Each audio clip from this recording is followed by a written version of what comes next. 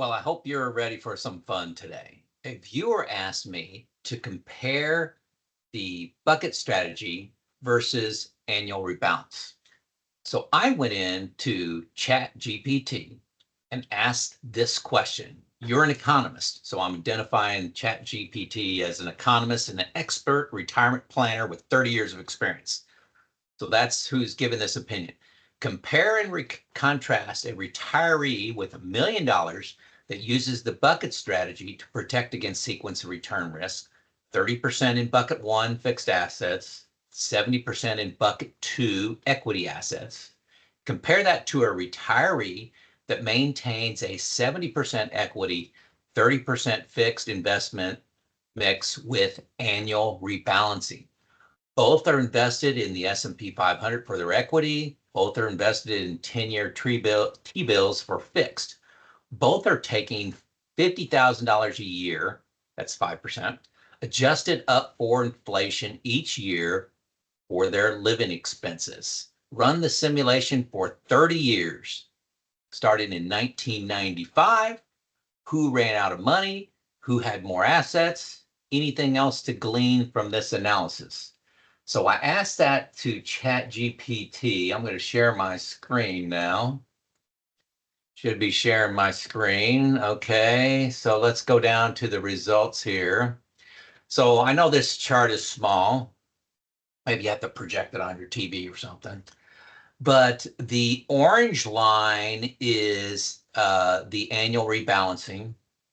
Okay, and this yellow line, I didn't pick the colors here, is buckets. And you can see buckets are generally a little bit higher all the time, okay, until you get to about the 12-year mark, which put it around 2002 in this scenario, and the dot-com bust. And then you started to see separation here. So the simulation of 1995 through 2024, I didn't use 2025, 30 years. The bucket strategy, which bucket one was refilled, the formula I told it was to only refill bucket one when the S&P 500 was within 7% of all-time highs. So if the S&P 500 is down 20%, you just keep consuming bucket one. And then when it goes back close to new highs, 7%, I picked that number. That's just, near new highs. That's when you filled up bucket one again. Okay, so that's the only rule. The rule for the rebalancing was just annual rebalancing. I didn't tell them to do that any particular time of the year. So the modified bucket strategy ended up with $1.1 million at the end, and the 70-30 annually rebalanced was 764,000. So neither one ran out of money, but the bucket strategy ended up with 46% more wealth than traditional rebalancing. That was key observation. Observation number two is, and this is all from ChatGPT, timing refills mattered.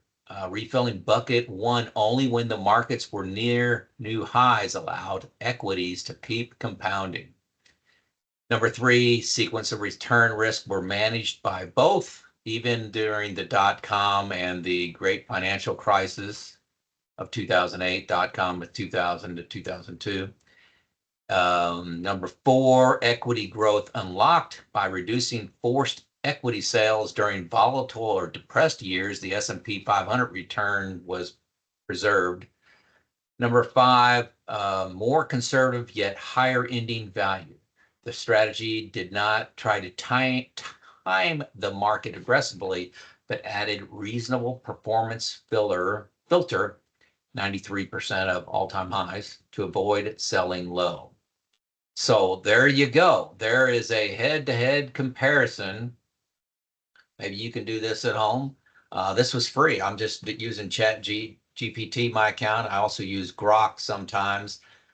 But in this time period, 95 to 2024, that 30-year period, applying the rules of annual rebalancing and the bucket strategy with the exact same 70-30 equity fixed, buckets won.